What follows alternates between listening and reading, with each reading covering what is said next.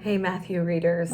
I can't believe this is our last week, with only 2 chapters left in the story that Matthew tells about Jesus' life and death and, spoiler alert, his resurrection.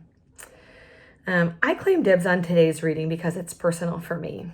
So what happens at the start of 27, we're going to be in verse 1 through 10, is that the midnight trial is over. It's a sham trial in the house of the high priest. It's much more like a lynch mob than we've probably considered before, where they bring false charges against Jesus and decide he has to be executed. So they bind him up and they bring him to Pilate, who's the Roman governor at the time. And we're told in verse 3 that Judas, the one who betrayed him, sees that Jesus is condemned, and then he has this total change of heart. I mean, he's just struck with remorse, with guilt, with shame. And it's important to remember about Judas that Judas was a dear friend, and Judas was handpicked by Jesus. He followed him for 3 years. He heard his teaching. He witnessed his healing. And there's no doubt in my mind that Judas had experienced Jesus' friendship in transformative ways. So his heart is broken at what he's done when he realizes the effects, which in one way makes me realize, well, what did he think would happen? What did he think would happen when he took 30 pieces of silver in exchange for betraying Jesus? And makes me wonder if maybe he thought that when he set Jesus up for this, that Jesus would just rise to the occasion and take over, that this was the incitement of the revolution. I don't know, but it's clear in verse 3 that he changes his mind.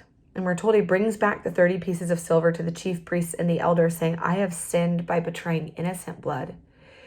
He knows that Jesus isn't guilty. He knows the charges brought against him are fake. And they say, what is it to us? And we can't take your money, but this means nothing to us. They don't even accept his apology. They don't accept the money back.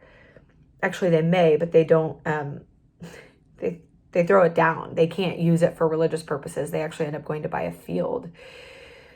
And then Judas goes out and hangs himself. And this is a tricky passage for me because I've talked about this pretty openly from the pulpit or in other spaces, but I lost my dad to suicide over 12 years ago now. And I think the question I often hear people asking here is there room for Judas to be forgiven? Were there options for Judas besides taking his own life?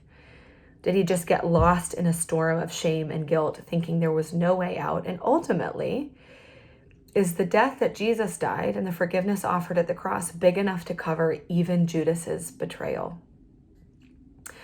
Matthew doesn't give us easy, clean answers to this. Actually, it's not even the question raised by the text, but there's 2 things that I want to point out here. One is in verse 8. So in verse 6, we're told the chief priests take the pieces of silver. They can't put it in the treasury since it's been contaminated by blood money. So they buy a potter's field as a burial place for strangers. I don't really know the significance of that, but it is a fulfillment of an Old Testament prophecy, one that comes from Zechariah 11, or a story in Zechariah 11. And I don't know the full context of the story, but basically what it means to me that this happens is that even this dark moment in the story is not outside of God's authorship.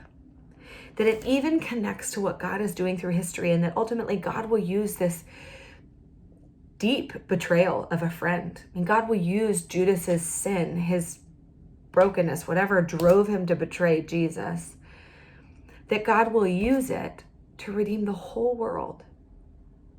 And then the other thing that I think is important is to remember that Judas isn't the only one who betrayed Jesus. Peter also did. Both were predicted by Jesus himself.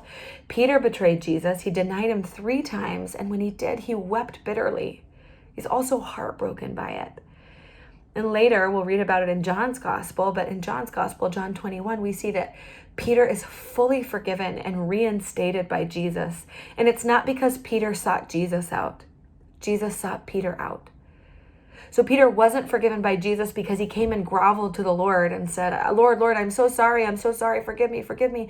Actually, Jesus is the one who called Peter out of the boat, served him breakfast at a beachside bonfire, asked him if he loved him, and restored him to intimacy with him, to friendship and fellowship, and then used him to build the kingdom. And if we believe that death is not a dead end for Jesus, I have to imagine that there's no reason that mercy would not be offered, at least offered to Judas on the other side of death. So where that sits with me personally as a survivor of suicide is maybe not certainty, but comfort.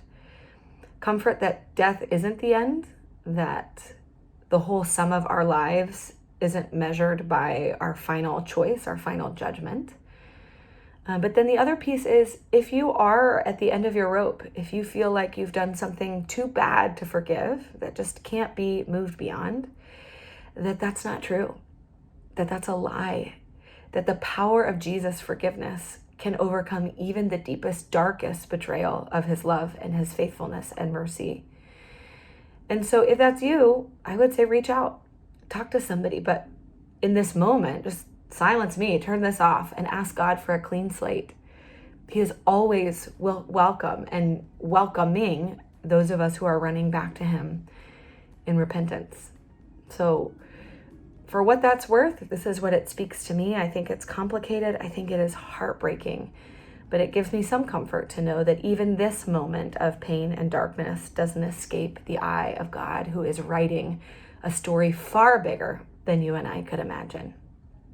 I hope this last week brings things to a close for you and that you are experiencing God's presence in new ways by closing out the story of Matthew.